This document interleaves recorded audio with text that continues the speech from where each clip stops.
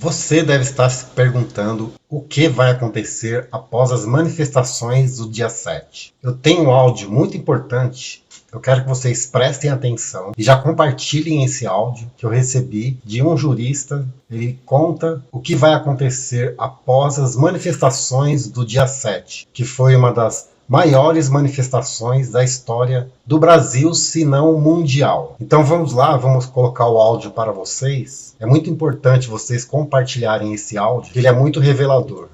Bom, todos os eventos passados nesses 2 anos e pouco que impediu o Bolsonaro de governar, a oposição, tanto dos órgãos administrativos, como dos órgãos executivos, como dos órgãos do legislativo e principalmente o judiciário, que hoje, lamentavelmente, tem no topo o STF, que é um amontoado de canalhas, em grau maior ou menor, mas todos são. E todos, sem exceção, quiseram derrubá-lo para voltar ao status quo anterior, que por descuido foi mudado, e então se locupletar novamente. A verdade é essa. Todos os contrariados nas suas conveniências não queriam esse governo. Também é preciso lembrar que Bolsonaro foi eleito porque o povo, cansado de ser escravizado por uma esquerda maliciosa e ordinária, teve no Bolsonaro aquele que falou o que o povo queria ouvir na mudança de paradigma. E por isso ele foi eleito. E mesmo mexendo nas eleições, e está aí declaração do seu Lula, que diz que se o voto não fosse eletrônico, ele não teria sido eleito, nem a Dilma. Porque está claríssimo que houve fraude. É que ela não foi suficiente para impedir que ele ganhasse a eleição. E isso aconteceu. E essa relação institucional veio até o ponto do próprio STF, toldado pelo ódio, não sabendo mais o que fazer, rompeu o equilíbrio institucional. Ora isoladamente, ora em grupo, pelo pleno. Não há mais condição mínima, absolutamente condição mínima de coexistência pacífica do judiciário com os outros poderes. Tal a interferência e ingerência constante e sempre, com atos ilegais, irregulares e absurdos. Não é simplesmente quebra de lei, quebra da ética, quebra da moral e coisas absurdas, sem precedentes numa república ou numa democracia. Essa corda já era para ter quebrado há muito tempo.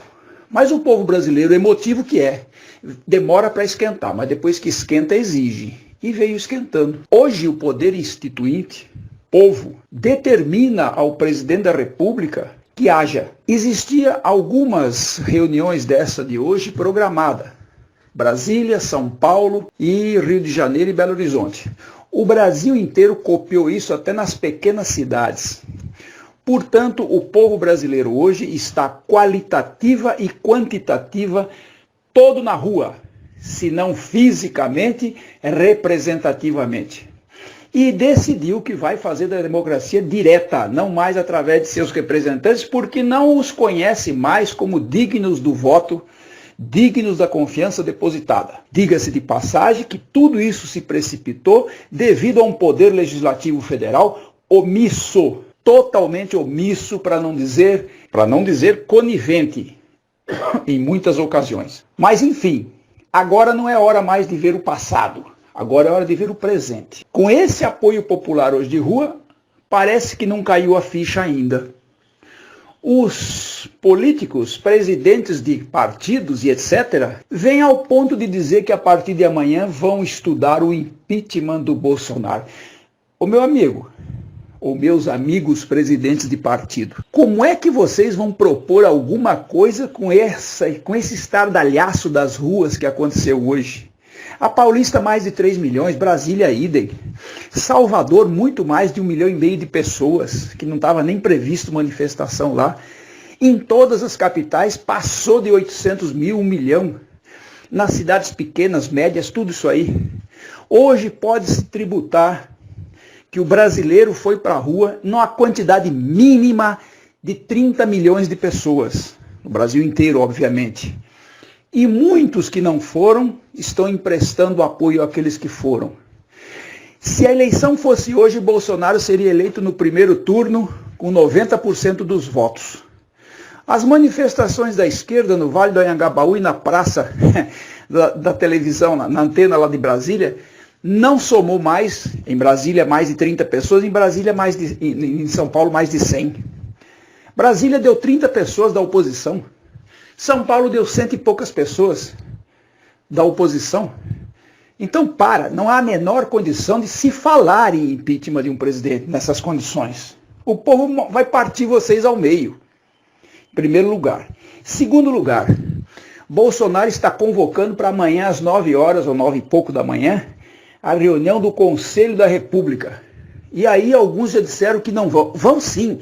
O presidente da República não está pedindo para quem quiser aparecer lá, não. Ele está convocando o Conselho da República. É convocação.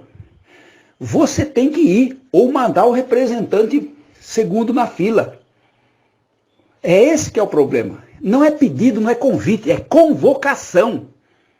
Tem que ir sim, como é que não vai? E o Conselho da República é para dar satisfações e pedir conselhamento político apenas.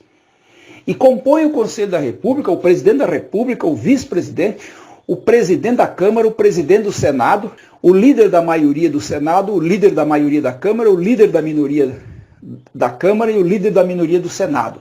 E mais 6 cidadãos, 2 a convite ou a indicação do governo, 2 da Câmara e 2 do Senado.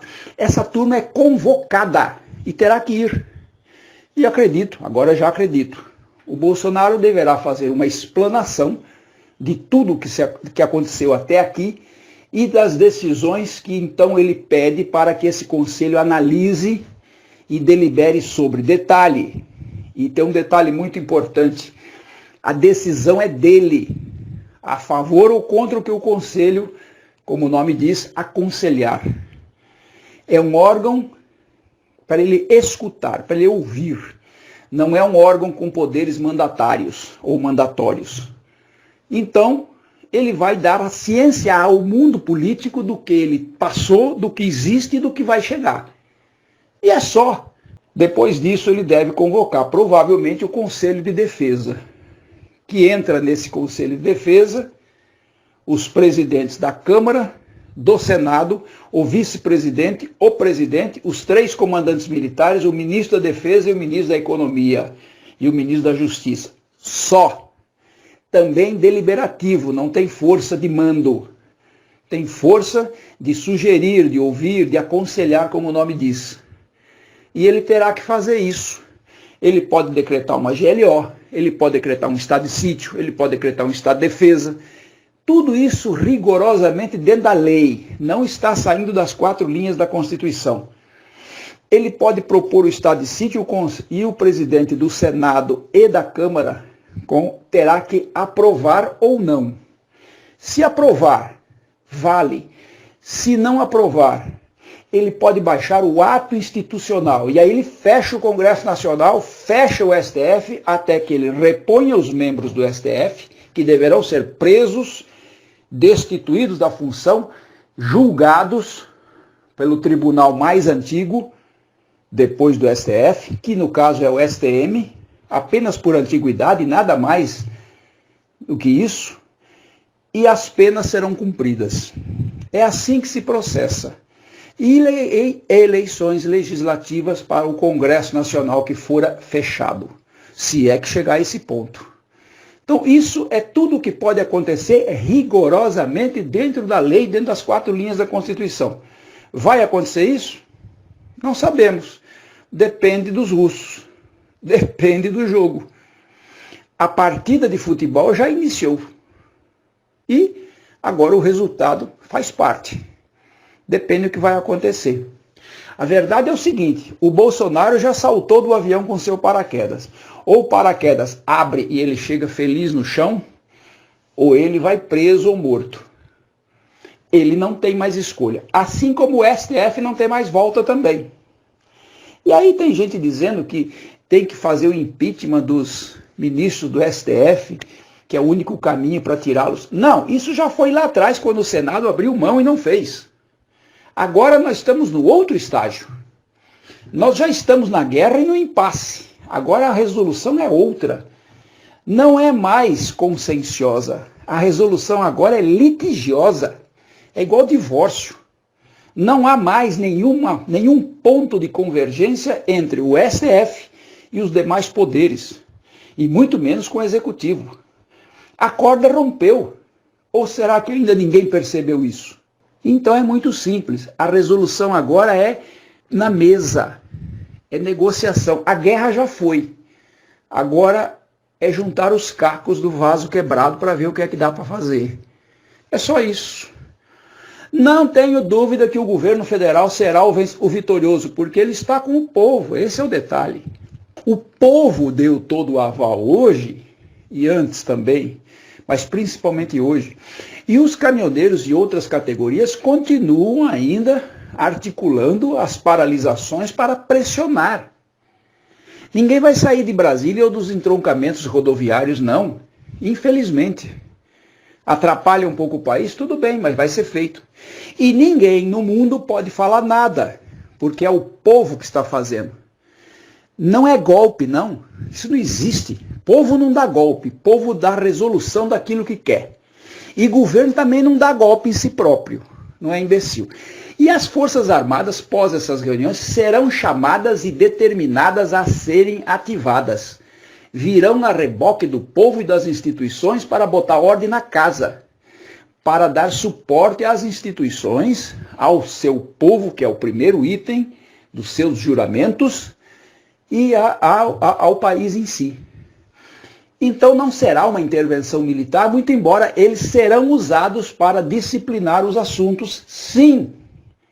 Terá que ser assim. E é só isso.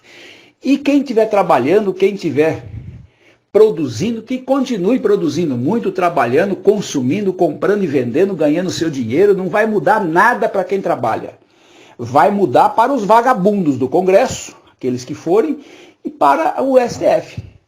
E ato contínuo, eu aqui sugiro que o judiciário seja todo ele de forma de cima para baixo, depois rigorosamente disciplinado, porque hoje é uma anarquia, cada juiz faz o que quer, porque não tem mais ordem, não tem mais lei, o próprio STF, que é o topo da carreira, faz o que quer, os juízes para baixo também. Vá nas cidades pequenas para ver o poder que tem um juiz em cima de prefeito, de vereador e de todo mundo. Todas as pessoas, funcionários públicos, têm que dar satisfação de seus atos a alguém. O judiciário é o único que não dá. Por que não? Tem que dar satisfação, sim. Não na sua convicção de julgamento, não. Mas de seus atos, sim. Tem que dar. E vai ser assim. O pessoal do STF tem que ter mandato, tem que ter idade mínima, tem que ter idade máxima e tem que agir dentro do quadrado. E a primeira coisa a exigir de todo o judiciário, de todo o Ministério Público, é que calem a boca. Falem somente e rigorosamente dentro dos autos que lhes forem pertinentes. E mais nada. Quem veste toga, assim como quem tem arma na mão, que são os militares, não pode ter o direito de fazer manifestação pública. Em hipótese alguma. Deixe para os políticos falarem. Eles são os parlamentares. Eles têm que falar. Mas ninguém. Milico e juiz e Ministério Público, boca calada. Só nos autos. Hajam, não falem. Um abraço. Literalmente a guerra começou. O caminho não tem mais volta. Agora, como disse esse jurista, que eu não posso citar o nome, quem vai sair o vencedor, nós já sabemos. É quem tem o poder nas mãos. Toda a história é simples. A história sempre disse, sempre mostrou. Quem tem a pólvora tem o poder. É assim que funciona. E nós estávamos avisando há muito tempo. A corda está esticando, a corda está esticando, a corda está esticando. O que aconteceu? Eles romperam a corda. Nós avisamos. Nós estávamos aqui sempre falando, cuidado, né? Cuidado, vai sobrar para vocês. Sobrou e vai sobrar mais. Agora não adianta a mídia militante vir, porque é golpe, porque é isso, porque é aquilo, tentar desviar o foco, dizendo que é uma manifestação antidemocrática. Eles são ridículos, chegam a ser patéticos, dizerem que manifestação popular é antidemocrático. Olha só. Que coisa absurda. Tentarem diminuir os números de manifestantes.